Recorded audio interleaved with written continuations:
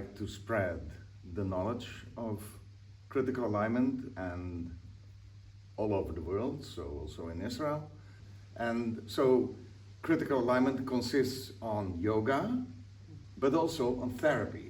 I developed a method in which bones started to connect again. And I developed certain tools to make it possible. Yeah, beautiful. What about age? Some people are reluctant to start their practice if they are 50 plus or 60 plus. Well, you know, the later the better. We all age, of course. We become so, and the main fear is the anatomical fear. Can our joints, our joints stable enough to reach that old age without issues? So people are 60 and 70 and they compare themselves to their sports activities. And you have to leave your sports at a certain age.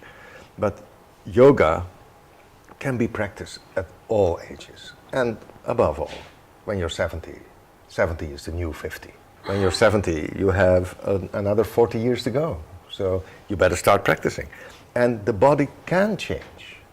I've seen so many old people. I mean, to be honest, I'm one of them.